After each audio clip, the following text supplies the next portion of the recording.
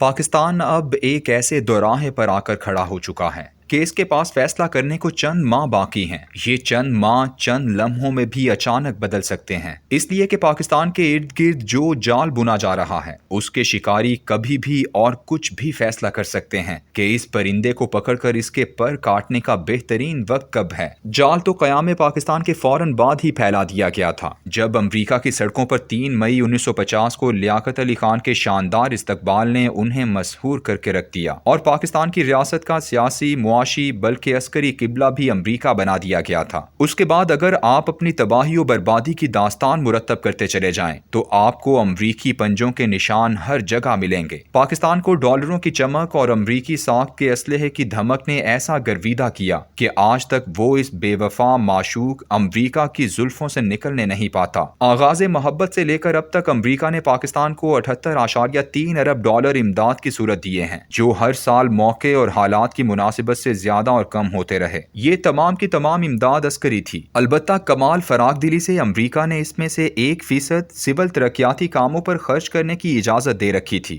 اور گزشتہ سالوں میں 3% بارڈر سیکیورٹی اخراجات کے لیے بھی منظوری دی گئی۔ اس امداد کی سب سے بڑی پابندی یہ تھی کہ آپ صرف امریکی اسلحہ خریدیں گے، امریکی ماہرین کی خدمات حاصل کریں گے، یہاں تک اگر کبھی خوراک میں کمی پیدا ہو جائے تو وہ بھی امریکی مارکیٹ سے اٹھائی جائے گی۔ قدرت اللہ شہاب نے PL 480 کے تحت گندم کی پہلی کھیپ کی کراچی آمد کا تذکرہ کرتے ہوئے لکھا ہے کہ پاکستانی سیاسی اشرافیہ نے جب کراچی کی بندرگاہ سے گندم کو اونٹ گاڑیوں پر لاد کر گوداموں تک پہنچانے کے سفر کا آغاز کیا تو امریکہ بہادر کی خوشامد میں ہم اتنا آگے بڑھ گئے کہ ہر اونٹ کے گلے میں تھینک یو امریکہ کی تختیاں لٹکائی گئیں۔ پاکستان میں جب گورنر جنرل غلام محمد نے پہلی دستور ساز اسمبلی توڑ کر منتخب وزیر اعظم خواجہ ناظم الدین کی وزارت ختم کی تو امریکہ میں پاکستان کے سفیر محمد علی بوگرا کو واشنگٹن سے بلا کر 17 اپریل 1953 کو وزیر اعظم بنا دیا گیا، جس کرسی پر وہ 2 سال 2 ماہ براجمان رہے۔ امریکہ کے لیے اس شخص کے کارآمد ہونے کا اندازہ اس بات سے لگائیے کہ جب کمانڈر ان چیف افواج پاکستان ایوب خان نے 1958 میں مارشل لاء لگایا تو وزیر اعظم کی حیثیت سے حکمرانی کرنے والا محمد علی بوگرا ایوب کی کابینہ میں اپنی موت تک وزیر خارجہ کے کم تر عہدے پر فائز رہا۔ پاکستان نے 1954 میں امریکہ کے ساتھ mutual defence assistance group,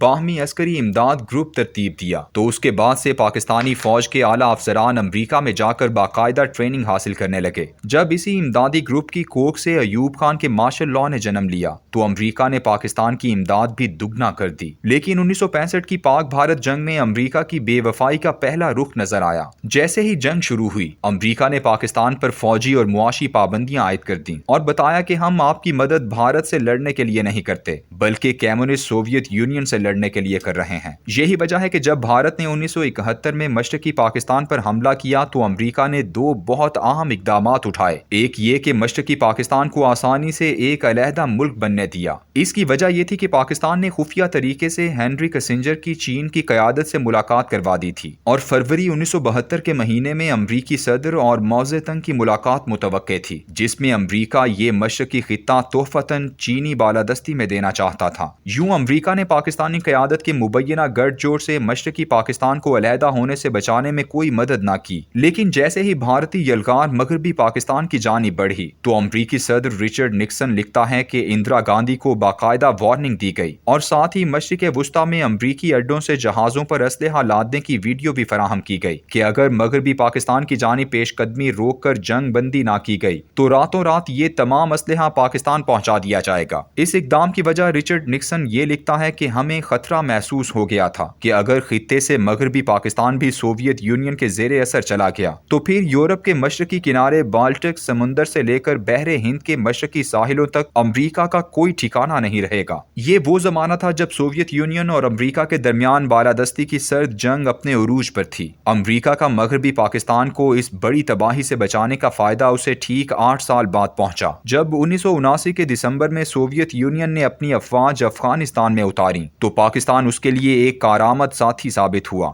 Bhutto, جس کی ذاتی दोस्ती रिचर्ड निक्सन से थी और जिसे जंग के शोलों के दरमियान अमेरिका से पाकिस्तान लाकर बाहैसियत सदर चीफ मार्शल लॉ एडमिनिस्ट्रेटर बचे खुचे पाकिस्तान की मसनद इक़्तिदार पर ला बिठाया गया था। अचानक 1976 के इलेक्शनों में अपना दोस्त खो बैठा और जिमी कार्टर अमरीकी सदर बन गया। उसने एटम बम बनाने पर सख्त पॉलिसी इख्तियार की और यूं भुट्टो और उसका पाकिस्तान दोनों अमरीकी नाराजगी और पाबंदियों की जद में आ गए। मगर सोवियत अफवाज के अफगानिस्तान में दर आने के बाद पाकिस्तान पर इनायात के दरवाजे खुल गए। ज़ियाउल हक अमरीका का मंजूर नजर बन गया और 1981 में पाकिस्तान ने अमरीका के साथ एक मुआहिदा किया जिसके तहत 3.2 अरब डॉलर की अस्करी और मुआशी मदद पाकिस्तान को मिलना थी। हैरत की बात है कि पाकिस्तान के नखरे उस वक्त अपने उरूज पर थे। जिमी कार्टर ने 1980 में पाकिस्तान को 3 करोड़ 25 लाख मदद की पेशकश की जिसे ज़ियाउल हक ने वसूल करने से इनकार कर दिया। उसने रकम बढ़ाकर 5 करोड़ डॉलर इमदाद के हुक्मनामे पर दस्तखत भी कर दिए।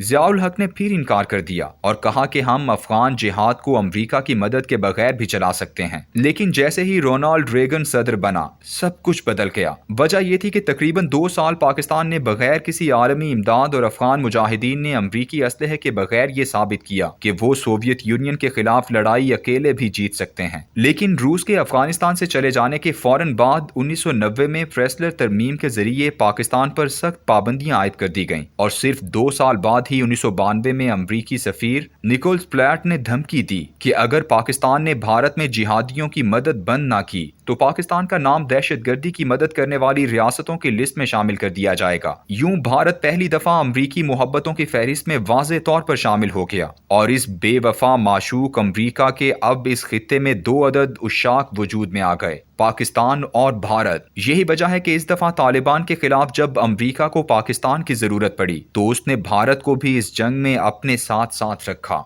जारी है।